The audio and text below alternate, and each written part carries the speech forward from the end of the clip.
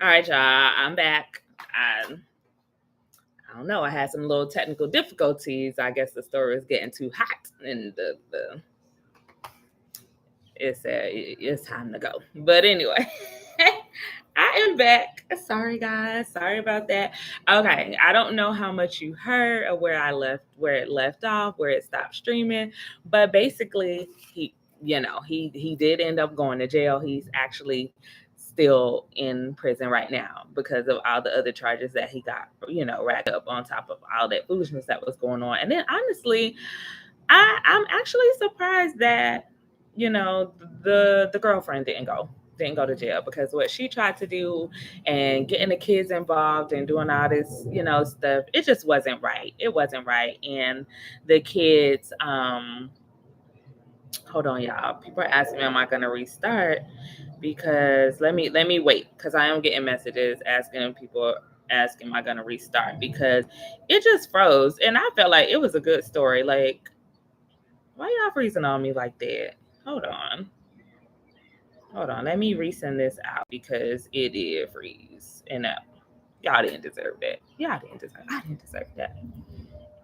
But let me give it a second let me give it a second to get it back in there, because it did freeze. And I want to make sure that y'all get the rest of this story. So this is part two, because it froze and it just went off. Even my mama was like, girl, what happened? Because I can't see no more. So let's give it a second. I want to get you guys back in here, because this is the bell one's life. This is what really happens. Christmas days, holidays, whatever. When we got people on the run, we just, sometimes honestly we can't sleep, depending on how big that bond is. It's like we got to get you, and it's a lot of money on the line. And I had a great Christmas that night. I had a great Christmas that night. After everything was over, we got him where, he needed to be. And actually, so when he got there, after he got booked and everything, he did call to apologize. So I actually did appreciate that. I accepted the call. I wasn't like, mad and like, oh my God, because people do different things for different reasons, right? Who am I to judge? So, of course, I was upset that you almost cost me this kind of money, and your girlfriend who signed you out was not helpful at all. She was, I hope they still together, because, baby, she was riding for him, okay? She was riding for her man. She was like, change clothes, get in mama car, and do all these things, right? So let me take you back to the scene before he went to jail and everything. So the mother had to come get her car, because remember I said he jumped out the car and ran. So he jumped out the car and ran. The daughter's in the back seat. She's crying. She's not what's going on. She don't know what's going on. The mom's upset. The girlfriend is upset and fussing at us.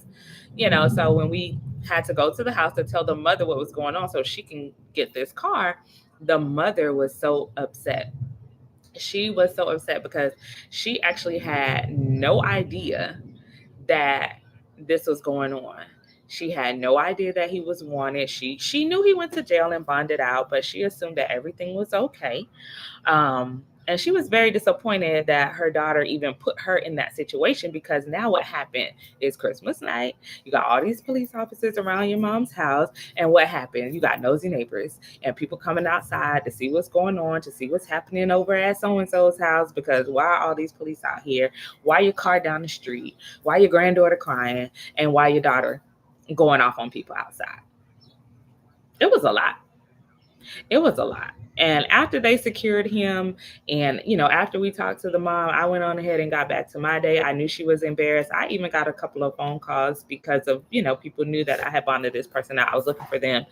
And the other thing I did that same night, the person who sent in the information, I went on ahead and dropped them off their Christmas gifts, because it led to the arrest of this person. Even though it was wild and it was crazy and it got a little dangerous, you know, people say snitches get stitches. I say snitches get paid, honey. Okay. I pay the people what I say I'm going to pay them. So if you bring me valuable information and it leads to an arrest, and I have put out a poster, wanted, reward offered, honey, you get the reward. They never know who it was, because that's just not how we do things. That's not how I do business. I would not stay in business if I revealed sources. Okay. But my source the person who contacted me through the folder, through not the folder, the flyer, I'm sorry, that person got paid because I do what I say I'm going to do. So, hey, that's what it was. That person had a good Christmas. I ended up having a great Christmas the rest of the night. And, whatever happened to everybody else, so be it. But he did call, he did apologize.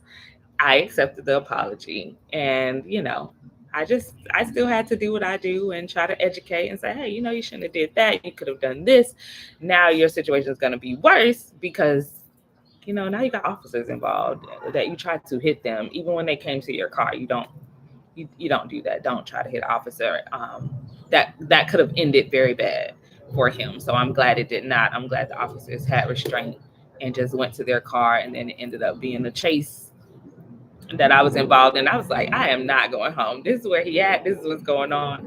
And we ended up getting him in the end. So I'm sorry that the first video froze on you guys, but if you're here for part 2, go back and watch part 1. It did freeze at the end.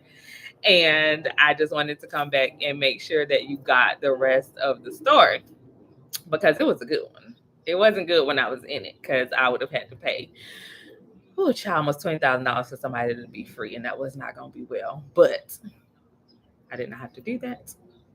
He ended up, where he was supposed to be because he didn't follow the rules. So until next Friday, I will have another bail bond story to bring y'all. Thank y'all for hanging in there with me. Again, I apologize about the technical difficulties.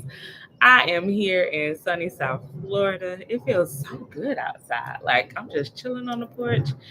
It feels so good outside. If you ever had a chance to come to Miami, you know what I'm talking about. You know what it feels like. If you live in Miami, you already know what I'm talking about. This weather is just, oh man, it's amazing. It feels so good. So if you're out there on the run, I don't have anybody on the run right now. So I thank God for that. I'm not currently chasing anyone. And to all of my people who tell me to be safe and, all those things when I'm chasing people, I appreciate you so much.